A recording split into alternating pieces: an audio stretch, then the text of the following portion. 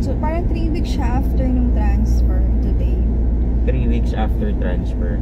Oo. Pero kung i-base mo sa LMP mo, 5 weeks and 5 days, 4 days, parang gano'n. so parang mga 5 weeks. So ngayon, ang gagawin talaga namin, pupunta kami sa Health Plus para mas-scan si Glay. First scan, makikita namin kung ilang sack. May heartbeat na ba? Saan ko yan? We will see later.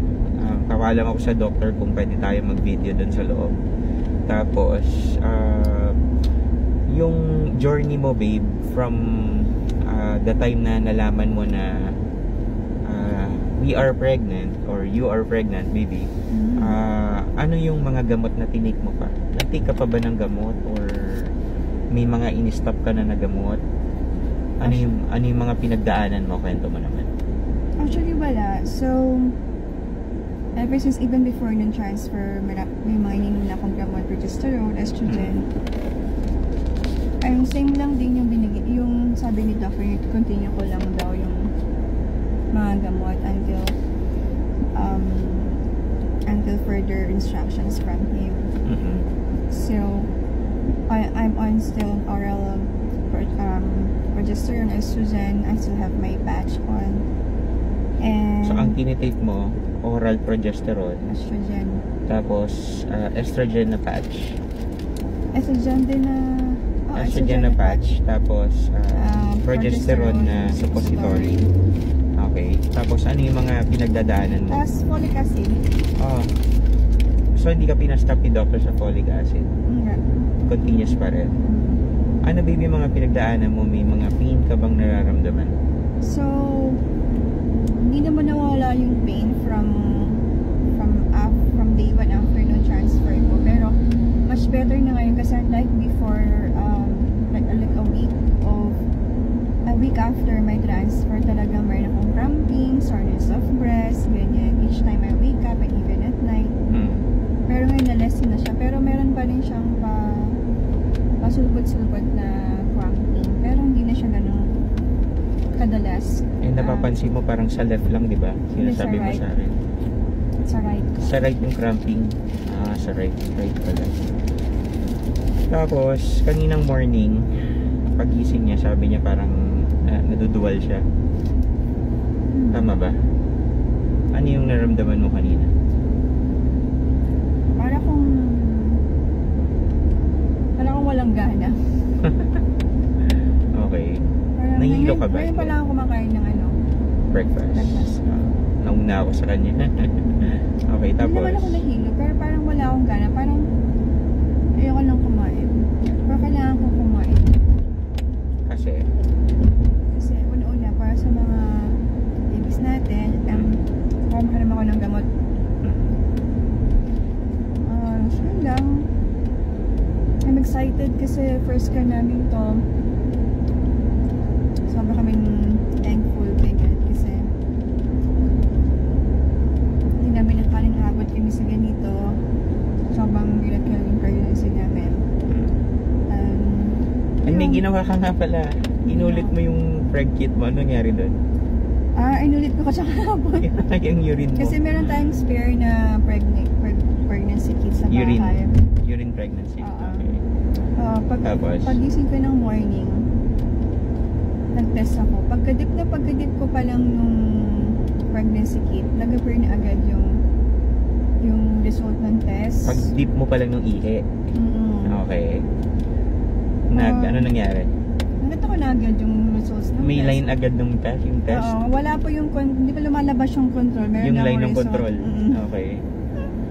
Lumabas na agad na positive. Unlike before na nag-wait pa tayo. Naghintay pa tayo. So, ibig sabihin, tumaas yung titer mo. Tama? Meron ka kayong blood test ngayon? I don't know. Pero yung last na beta-HCG natin mataas na eh. Mga? 900 something sabi ng nurse. Ayan. So, tumataas yung beta-HCG ni Glay. So, kaya medyo napapaisip kami kung twins ba talaga yung baby namin. Kasi nga, biglang tumaas. Lagpas siya dun sa expected na result ng doctor. yung Dr. Basil Noah. Siya nga pala yung doctor namin, and malapit na kami. Siguro nasa harap lang namin yung Nation Hospital ngayon. Sa likod lang niya, yun na yung Health Plus. Hindi nga pala hindi siya sponsored ng Health Plus. We're just grateful lang na nag-pray si Glay and nag-search siya.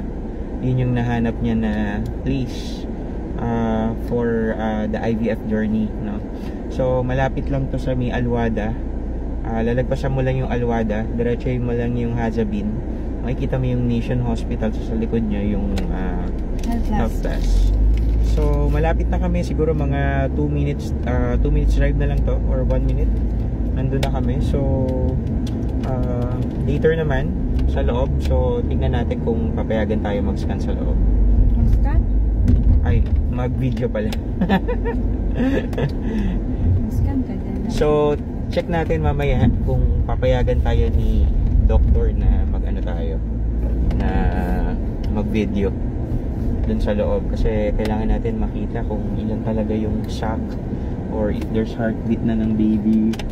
We're excited kaming dalawang mag-asawa. Sobrang we're just joyful sa journey na to.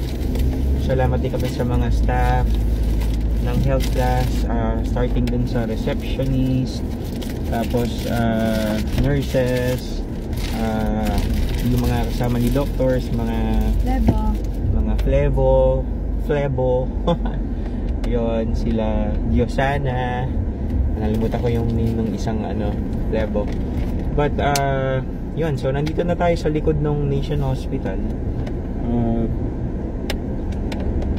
Yan, wala naman masyadong tao kasi Saturday ngayon, so pwede siguro try natin kung pwede natin ipasok yung car sa loob, kung may parking pa. Check muna natin. So may parking, so park tayo.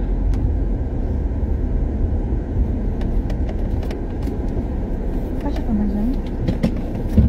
Saan magpa-park? Doon pa na rin, no?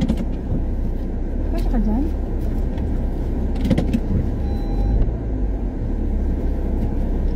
Si Wifey lagi nangingilam sa parking ko yan. Lagi ka naman naiinis din. Naiinis ako pag pinapakay naman niya ako sa parking.